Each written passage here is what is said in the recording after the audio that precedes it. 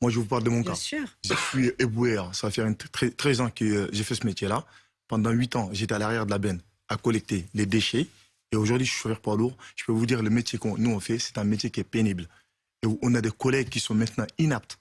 Certains qui n'arrivent même pas à l'âge de retraite qui était avant. Alors, si on passe à 64 ans, moi, je vous le dis, j'ai pas de langue de bois, je suis pas en politique.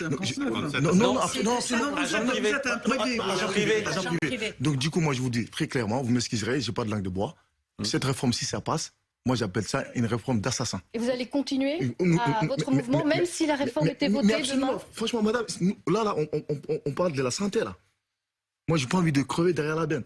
C'est-à-dire, j'ai travaillé, moi aussi, j'ai envie de profiter, une serait-ce que de 2 ans, 3 ans, à voir mes enfants grandir. Vous imaginez? Ça veut dire que nous, on compte pas. Pendant le Covid-19, à ce temps-là, les Parisiens, tout le monde était cloîtré chez eux, à se protéger contre le coronavirus. Nous, on a répondu présent. Monsieur Goujon s'est rendu à notre site, à Vitry-sur-Seine, pour venir nous féliciter, pour dire, les gars, ce que vous faites, c'est énormissime. Mais aujourd'hui, j'ai l'impression que ça a été mis à l'oubli. Mais il faut avoir une conscience. Monsieur Macron, c'est le président de la République, avec tout le respect que je lui dois, il est dans son bunker, complètement déconnecté de la réalité. Ces gens-là, moi, je les invite à venir exercer le métier avec moi, une journée. Une journée, et le lendemain, on verra ce qu'ils disent. Mais, pardon, mais je vais vous redonner l'argument du président de la République, de la première ministre, du gouvernement, de la majorité, qui disent il faut que tout le monde fasse un effort. Et j'allais dire, y compris vous, c'est ce qu'ils vous disent aussi. Vous aussi, pour passer de 62 à 64 ans. Mais nous, on fait déjà des efforts, là. Les efforts qu'on fait derrière la camion, c'est pas suffisant. Ça veut dire que nous, demain, on est prêt à les collecter. On est prêt à nettoyer. On aime notre métier. C'est-à-dire, moi, travailler dans les rues de Paris, on nettoie tout. On rend la capitale propre pour que les touristes viennent et aspirent cette jolie capitale. C'est lui qui bloque. Il est complètement figé sur cette réforme. Il n'entend rien. Il n'écoute pas le peuple. Et le 7 mars, il y a eu 3,5 millions de manifestants dans la rue. Ça n'a jamais été fait en France depuis que les décomptes ont eu lieu. Mais il n'a pas tenu compte de ça. On était 12 millions de retraités. Avant la fin du siècle, on sera 30 millions de retraités. On ne peut pas payer ces systèmes de retraite. La question, il est là.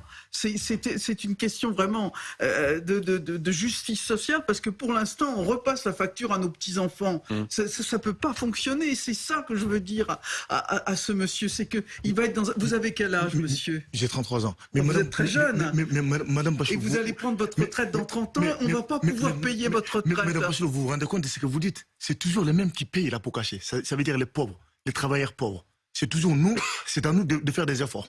Toujours. Tout le monde fait des efforts. Mais si, c'est toujours le plus faible de faire des efforts. À un moment donné, il faut que ça cesse. Il faut qu'on nous respecte.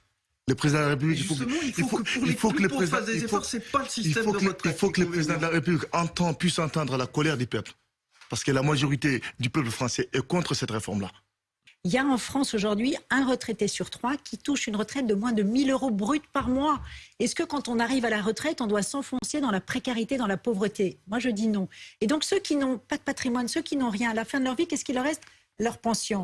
Eh bien, si aujourd'hui, il y a un problème démographique, c'est-à-dire que dans les années 70, il y avait 4 cotisants pour un retraité. Aujourd'hui, c'est 1,7 pour 1 et demain, ce sera 1 pour 1. C'est-à-dire qu'il est possible que le système par répartition disparaisse. Non, mais je vous le dis. Et donc, vous voyez, c'est pour les plus précaires aussi que cette retraite.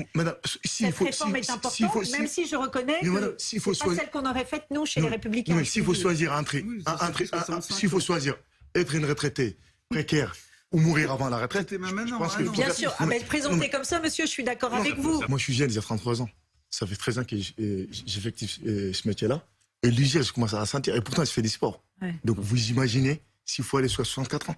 Et juste, pardon, une dernière question. Il faut faire des visites médicales anticipées. Non, mais... Oui, Brahim Sidibé, une dernière question. Franchement, vous êtes complètement déconnecté de la réalité. Moi, c'est pas notre réforme. Encore une fois, je vous le redis. Enfin, vous la soutenez, madame Emmanuel. Moi, je soutiens le principe de la réforme. Non, ils sont pour la retraite à 65 ans. Non, on était, nous, pour la retraite à 65 ans.